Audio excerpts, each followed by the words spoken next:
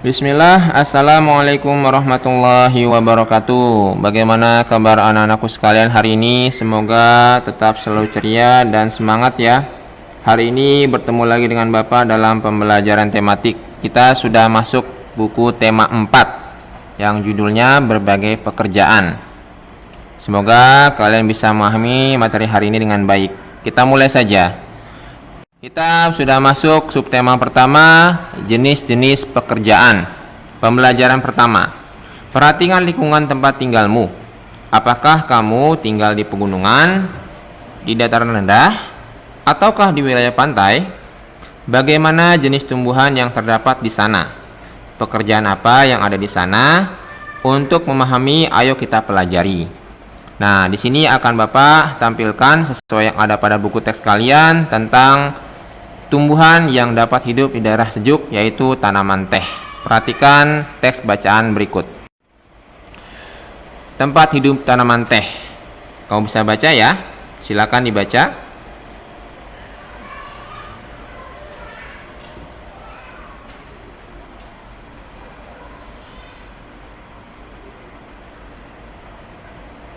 Kita lanjutkan ke slide selanjutnya.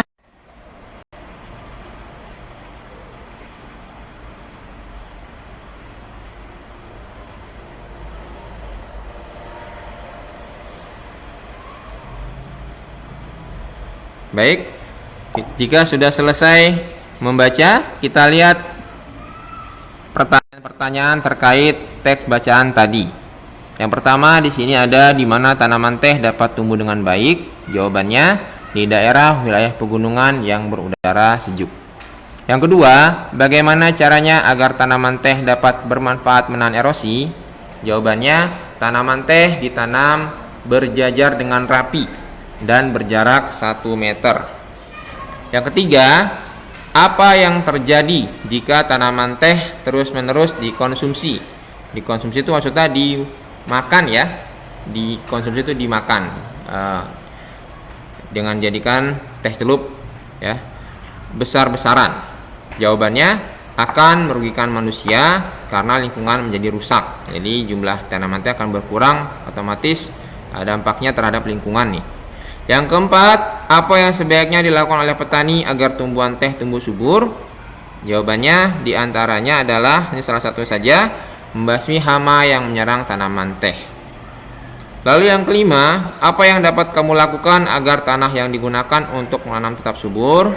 Jawabannya dengan menggunakan pupuk organik dan mengurangi pemakaian pestisida yang dapat mencemari tanah. Itu pertanyaan-pertanyaan terkait teks bacaan tentang tanaman teh. Selanjutnya akan ditampilkan tentang peta pikiran, yaitu penjagaan alam dan melestarikannya dalam bentuk peta pikiran.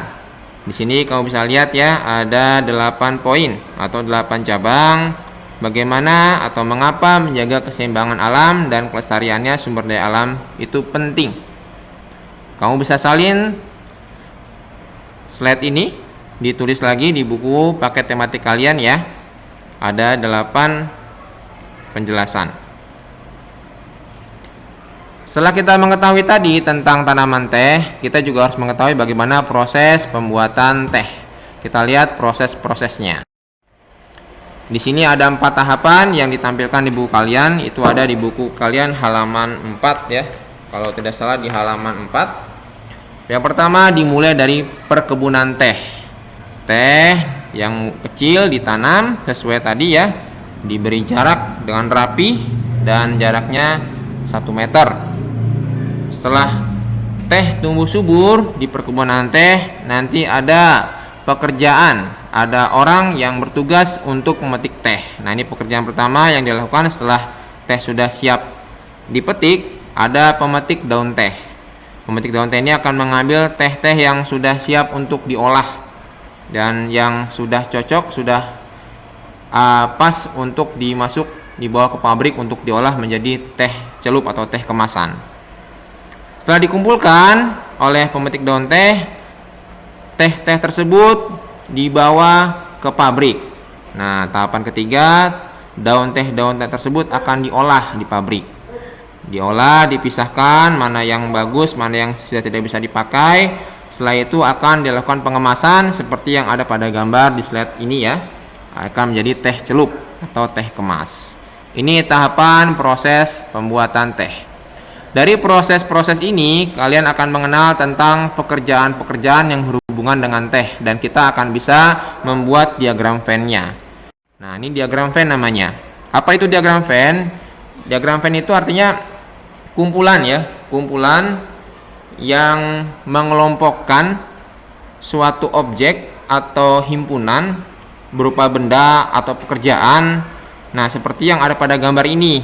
Jadi ini ada diagram teh, diagram Venn tentang pekerjaan di kebun teh. Di sini ada dua pekerjaan yang dibandingkan. Nanti akan dilihat persamaannya dan dilihat perbedaannya. Perbedaannya di sini yang pekerjaan teh bekerjanya jelas, memetik teh, tempatnya di kebun teh. Pekerjaannya memetik daun teh. Hasil yang didapat adalah daun teh yang segar. Lalu pekerjaan yang kedua, pembuat minuman teh botol. Sama-sama bekerja di sektor perkebunan teh, tapi pekerjaannya berbeda. Tempatnya pabrik teh, pekerjaannya mengolah daun teh menjadi minuman, hasilnya minuman teh botol.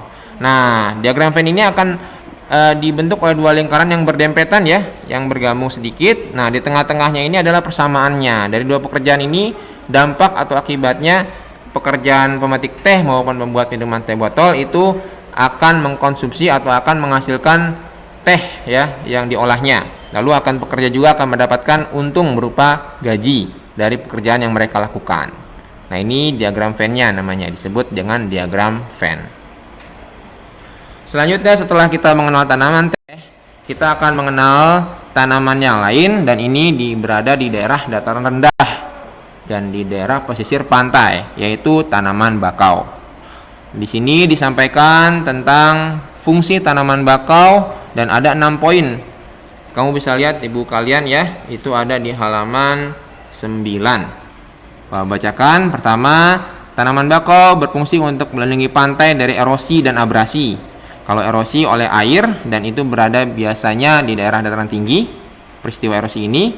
Sedangkan abrasi biasanya dilakukan atau terjadi pada air laut dan berada di pinggiran pantai.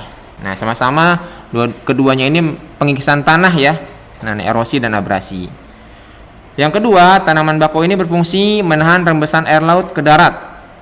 Yang ketiga, sebagai perangkap zat-zat pencemar dan limbah industri. Yang keempat, menciptakan udara pesisir yang bersih dan segar. Yang kelima, menjadi habitat tempat tinggal ya. Menjadi habitat alami berbagai biota darat dan laut. Contohnya ada udang, kepiting, lalu ada yang di darat, hewan darat seperti ikan, burung. Yang di darat seperti ada burung, monyet, biawak. Nah, kalau ikan di laut ya, memang dia ikan tertentu yang bisa hidup di daerah tanaman bakau ini. Yang keenam, mengurangi dampak bencana akibat gelombang laut seperti badai dan gelombang pasang. Nah, ini beberapa fungsi tanaman bakau yang disampaikan di buku kalian ya. Nanti kalian bisa searching lagi di Google apa fungsi yang lain dari tanaman bakau. Di halaman 10 ada soal yang mesti kalian jawab. Nanti kalian jawab dan tulis jawabannya di buku paket tematik kalian. Baik, itu pembelajaran ke-1. Kita lanjutkan pembelajaran kedua. Kita sudah masuk pembelajaran kedua. Bapak langsung buka halaman 19 ya, halaman 18 dan 19. Di sini tentang makna Pancasila serta simbol-simbolnya. Kalian sudah mengetahui ya, Pancasila itu ada 5. Kalian tuliskan sila 1 sampai sila ke-5 beserta simbolnya apa. Itu kalian bisa lihat di halaman 19. Lalu di halaman 19 itu disampaikan juga tentang makna sila ke-1 Pancasila. Sila ke-1 Pancasila sudah hafal ya, ketuhanan yang Maha Esa. Di sini punya makna. Makna dari sila ini adalah 1, percaya adanya Tuhan sehingga setiap warga negara rela untuk diatur. 2, setiap orang dibebaskan memeluk agama masing-masing, maka setiap orang bertanggung jawab untuk taat dengan aturan agamanya. Yang ketiga, semua yang Tuhan berikan kepada kita harus dijaga. Yang keempat, toleransi antar umat beragama dan sesama umat beragama. Toleransi adalah sikap menghargai kegiatan orang lain ya, dan kita tidak mengganggunya. Nah, Dari makna sila ke-1 Pancasila ini ditampilkan di halaman 19 dan 20 ada tindakan-tindakan. Apakah dia sesuai dengan sila pertama Pancasila atau tidak? Kalian berikan jawaban ya di buku paket kalian. Tindakannya itu apa? Kalian perhatikan gambarnya, lalu kalian berikan pendapat dan kalian kasih alasan mengenai pendapat kalian tersebut. Baik, itu saja penyampaian materi dari Bapak tentang pembelajaran tematik di tema 4, subtema 1, pembelajaran 1 dan 2. Semoga bisa bermanfaat. Tugasnya Bapak tampilkan pada slide ini ya. Kalian bisa lihat kembali.